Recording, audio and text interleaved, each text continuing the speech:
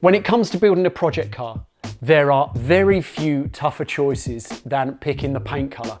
It can set the mood, the tone, even the personality of the car that you might be building.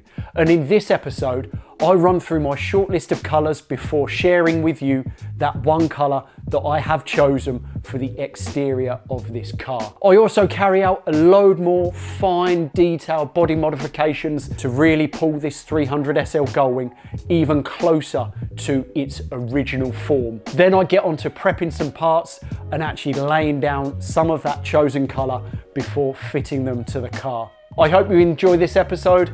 This is Ratchet Rebuilds.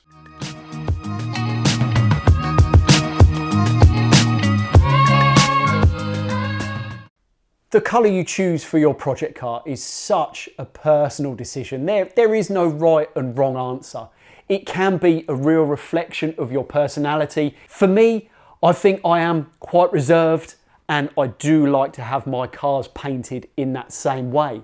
For those of you that followed along the GT40 build, you'll have known that I took a very modern coloured painted GT40, that candy bluey purple sort of colour, stripped it all off and decided to paint the car a very muted pastel green sort of colour, because I like to try and set a sort of mean and moody tone to the cars that I build. And that's exactly the route that I wanted to go with the Mercedes Gullwing. I didn't want to use a modern metallic. I didn't want bright and leery colours because that just wouldn't be, for me, in keeping with the tone and the mood of the car that I'm trying to build. That, along with the fact that I'm using all of the correct bright work and chrome trims and details, it really did lead me down the road to pick a very classic looking Mercedes colour. Probably the most iconic colour for a 300SL Gullwing is that classic silver with red leather interior, closely followed possibly by black and white. And for those reasons, I discounted all three of those colours immediately. There was no chance my car was going to be this colour. I was very close to picking a colour called medium green. Now, there was only one original car that was painted in this colour. And I think because of my love for the green that I used on the GT40, I was naturally swayed towards the green tones when looking at choices for the Gullwing. But I've stuck with what was initially in my mind's eye. It is a period correct and true colour for the Gullwing. And for me, it's a colour that works absolutely superbly. And that is a colour called medium blue. It's a solid paint colour. It's not metallic. And for me, it accentuates the curves, the profile and the shape of the 300SL to absolute perfection. And later on in the video, I'm going to get the wheel centers painted, the wheel caps painted, and everything fitted to the car so you can really start to see how it's all going to come together. But before we get onto that, there are a load more real fine detail modifications that I want to make to this body that again is just going to elevate this build hopefully to the next level. Jumped up in the loft space and dug out this scruffy looking box all the way from Italy. And within this box is $2,000 worth, so £1,650 worth of door and window rubbers. In relation to who I actually bought them from, I must admit I am not going to attempt the pronunciation of the company. I will just put it down there and cut to the actual website, and you can see the full detailed breakdown of the shopping list of every one of the rubbers that are needed for these cars. So an order placed, a few weeks later, these turned up and have been sat upstairs ever since. And because I also have a full set of glass sat waiting for me, I wanted just to dig in initially, get some fact finding done on what still needs to be done to prep this body for the rubbers and then subsequently for the glass trial fit to actually take place. The great thing about these bodies is the fact that there has already been a great deal of care and attention made in cutting the depth of rebate needed to accept the rubber seal. You can see here around the perimeter, hopefully what I'm talking about, and that makes sense. So the general fitment of these window rubbers is fairly simple at this stage before we introduce the glass. So what I've done here is trial fitted one of the rear quarter windows and also the rear screen. Now the rear screen does need a small amount of work, and it is just to take down the height of that rebate. You can see along this bottom edge, it's just standing ever so slightly high. So I just need to cut that down by probably 5 or 8 millimeters to then get that rubber sitting as it should do along that bottom edge of the rear screen. And here you can see that rebate that I was talking about on the rear quarter that doesn't have the rear rubber fitted. Now the main reason for me grabbing this box down out of the loft is actually because I wanted to spend some time looking at the rebate around the door opening just to see if it needed any finessing in readiness for the actual door seals. Now obviously I'm a long way off even thinking about installing these, but if any work does need to happen, you know, while I do have a bit of spare time, I may as well get that done. So here you can see the actual profile of the door seal, and that fits in this location, and this small bat wing on the top obviously picks up the closing edge of the door as that comes down to provide the watertight seal. So what I'm going to do is, using a very small piece of this, just run around the entire perimeter of both doors, just finessing whether the width here needs to increase or decrease, whether the height is correct, just so that seal lays in as good as absolutely possible all of the way around the perimeter. So when I do actually get to that stage of fitting the doors, I can fit the seals, so I can then start working on the doors knowing that I've taken into account, you know, the seals and the impact that that has on the door fitment, which is critical when it comes to a build like this.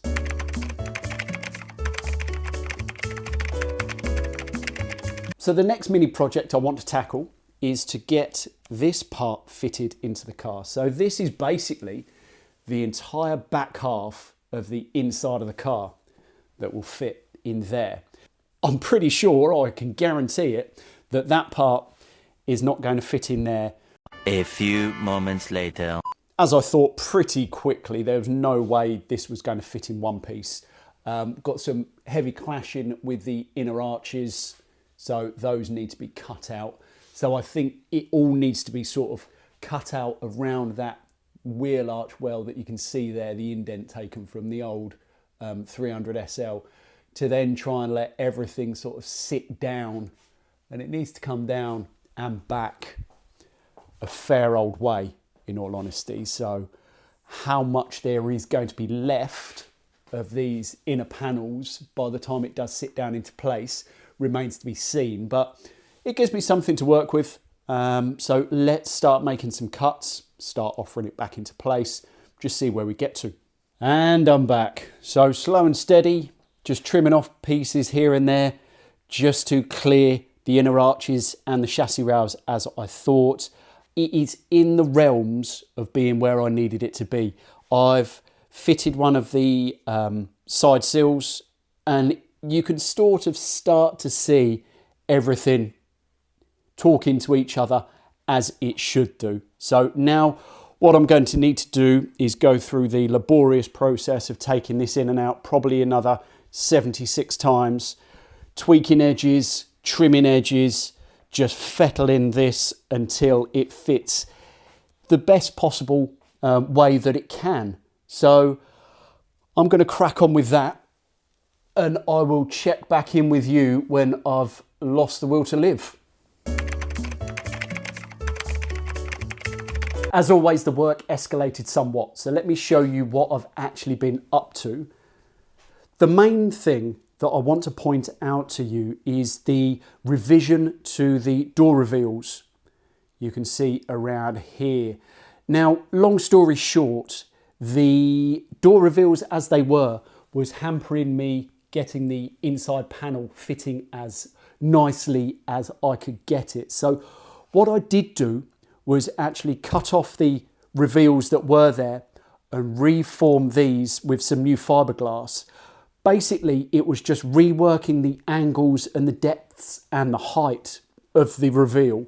So it worked with the original gaskets that I'm using and also with the interior panel that I mentioned. Now, the great thing about the manufacturer of these bodies is the fact that I fed back this feedback and they took it on board. So what they're going to be doing is working this revised door reveal into all of the new bodies going forwards. So you guys out there, and I know there are a few that have placed orders already, you'll be getting this revised edge detail, which will help you install the original gaskets and have everything fit and finish as close to the original cars as absolutely possible. With the door reveals revised, that then allowed me to carry on working to get the interior panel fitted. And I've basically taken it to a point where there's no point in me going any further. It fits nicely around the inside of the window apertures and the rear window. Let me show you on the inside, because that's where you'll be able to see everything. What you need to bear in mind is the fact that I'm going to be having roll cage hoops on the B and C pillars. So rather than me spend hours carrying out the fine fit and finish of this panel, what I'm going to do is fabricate the roll cage, and then I may have to chop around quite a lot of this panel to have it fitting around the roll cage. So I just don't want to do any abortive works. This is another great piece of work to get done and out the way. But yeah, there's a ton more to be getting on with, and that's what I'm going to do. If you're not sick of it by now, then I'm sure you will be by the end of it. But I'm going to say again that I am pushing for those small details. I'm really trying to build the best possible replica that I can muster from these two left hands. So these cars, like I've said before, are handmade. So each side there's no chance it'll ever match, because that's just not the nature of the beast of how these cars were built back in the day. But that doesn't stop me from correcting that should I want to, which of course I do. So what I've done is, well, I'll show you what I'm looking at, but this is probably, it's been hours and hours and hours of research to basically end up with just a few lines drawn on the side of the left-hand side of the car, so our passenger side here in the UK, that is going to set out the modifications that I need to do to the side of this car. The reason that I cut off the bottom half of the car in the last video, and that is because the original cars have separate sill panels, and I want to replicate that. It's how the original cars were, so I want it on my car.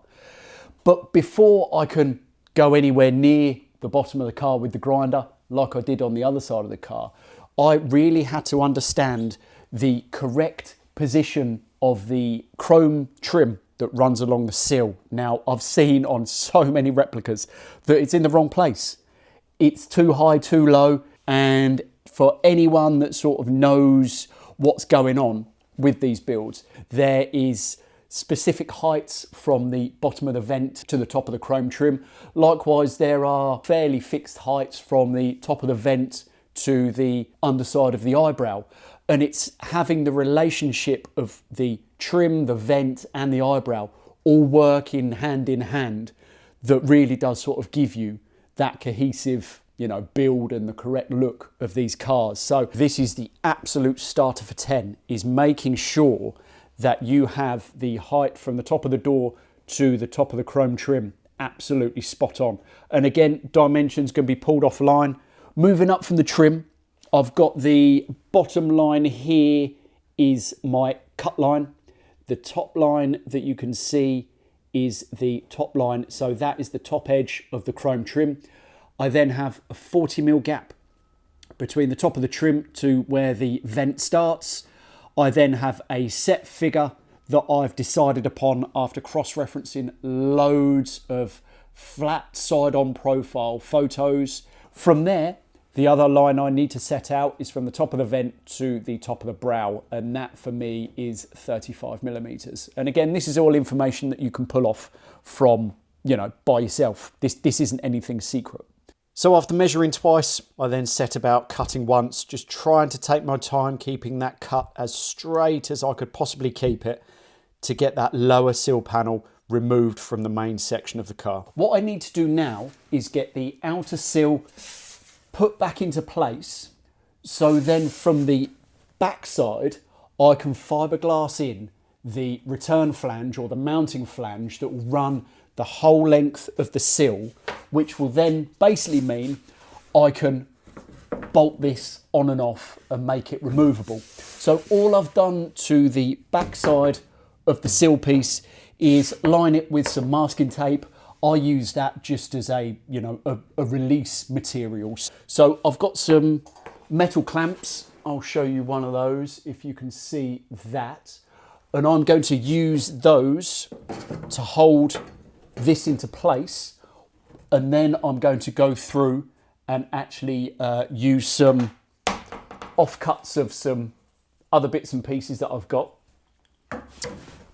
and hot glue those along the whole edge there so it holds this line of the outer face of the body and the outer face of the sill absolutely perfectly flush. So it will give me a seamless join and it will give me the exact depth of return that I need to give me that perfect fit.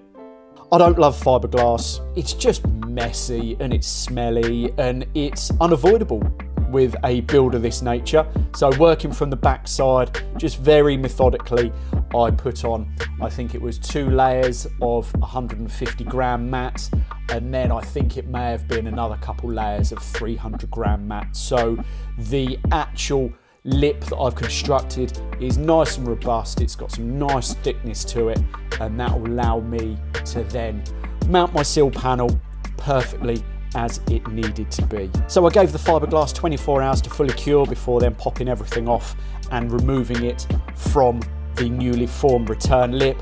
And then I gave that a trim up with an angle grinder to get me that final finished edge. Before then finally working out the spacing that I wanted for my fixings, and then just temporarily using some Cleco clips just to hold everything in position. Just jumping in for a very quick moment, just to say that I mentioned to the body manufacturer that it may be nice to offer this removable sill panel to any new customers going forwards.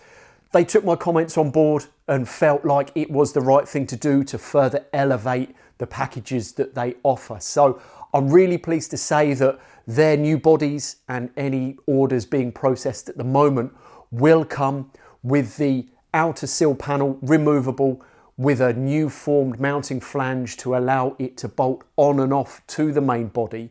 So your bodies will have this additional detail, just bringing it one step closer to those original cars. Right, so with the side skirt taken care of up to a point, I can now jump into the next thing, which is reproportioning the side vent. I'll try and keep this one brief. All I did was section out portions of the existing vent, working to those guidelines that I'd used to allow me to then set the new proportions and the new sizes that I wanted to work to. We've got our initial guideline along the bottom here, and now our new cut section of vent runs perfectly through and level with the marker at the back. I've reworked this back line here, so now that works with the angle that I've set, which is parallel to this front angle here.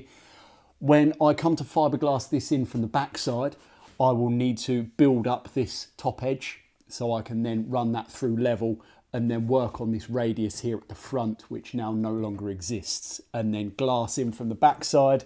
Now I've got the angle set using my preset guidelines as markers on this front piece. So this has now reworked this whole side grille to the proportions that I want to work to.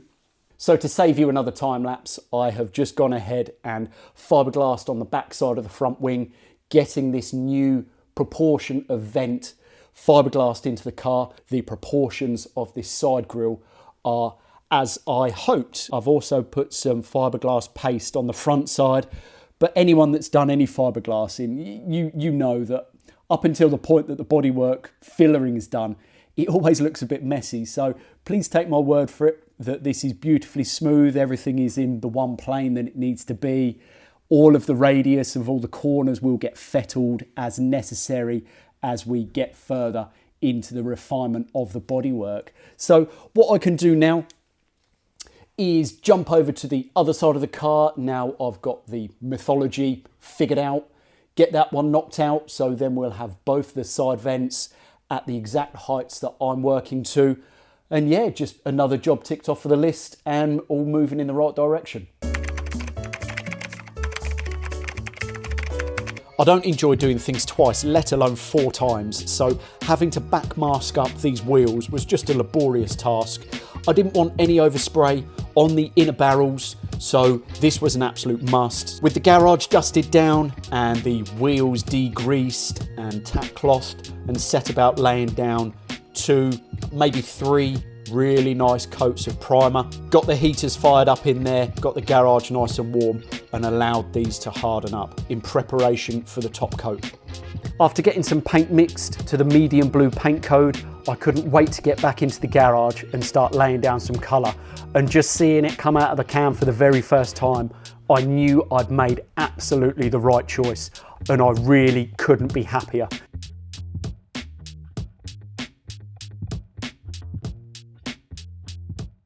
What you can see here are the centre caps masked up in readiness for spraying. Now, one of the details that I love about these 50s and 60s Mercedes are the painted accents on the centre caps as well as the wheel centres. So this was absolutely one thing that I wanted to replicate on my car. So got about the painstaking task of masking those up. Now, the proof is obviously going to be in the pudding at the end of the day, but I'm hoping, and I like what I'm looking at, considering this isn't anything I've done before.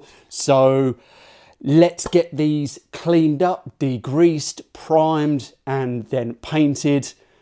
And let's see how these turn out. And I'm hoping these are going to be the absolute icing on the cake.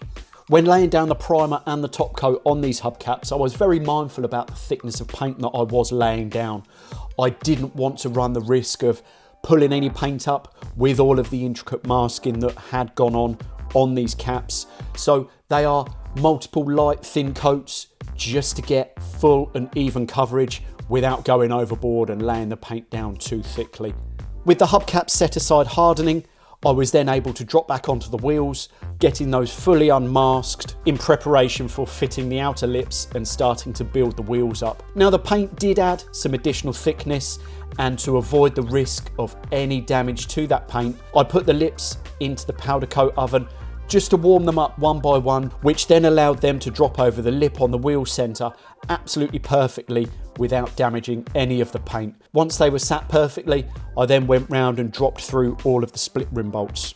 The next stage was torquing up the split rim nuts on the back side, so they needed to be between 20 and 21 Newton meters. So I did all 144 over the 4 wheels before then laying down myself some nice tape guidelines and running a bead of wheel sealant between the outer lip and the inner barrel, sealing the 2 halves together. These were set aside for 24 hours to dry while I found a garage who would be able to fit my tyres.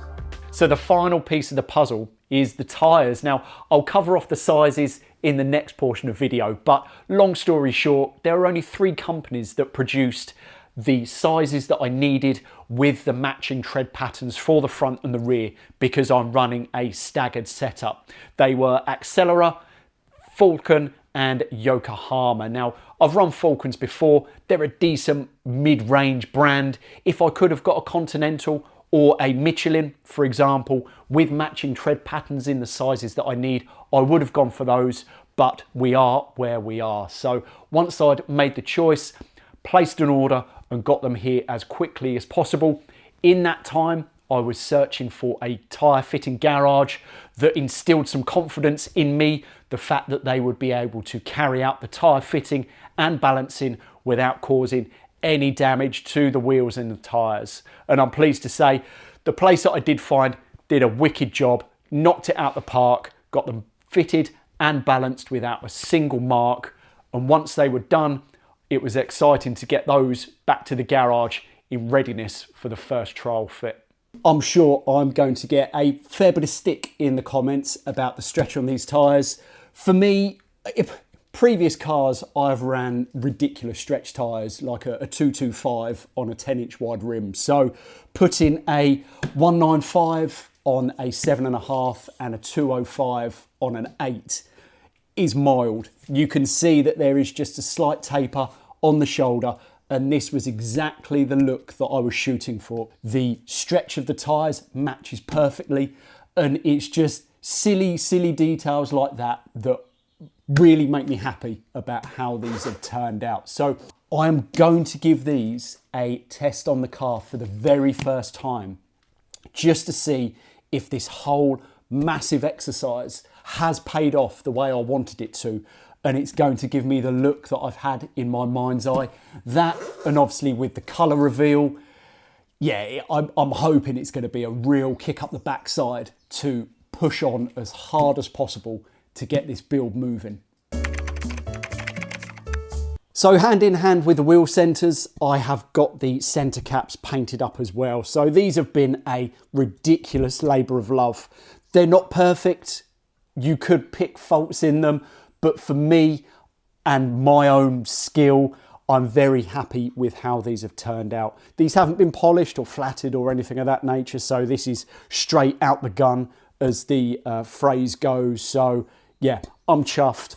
I can't wait to get one of these test mounted to the wheels. This is the exact result that I wanted to achieve. I'm so happy with how these wheels have come together. They have been an obsessional labour of love. From the downsizing of the front brakes to then the sizing of the wheel spacers, pushing the outer lips as wide as possible to give me that deep dish style that I was after. And that's before we then get into painting of the wheel centres, the assembly, the obsessional masking of the hubcaps to give me those chrome accents that I've always wanted to have as part of this design. Then spending more hours researching the exact tyre sizes that I wanted to run to provide that fitment that I was after.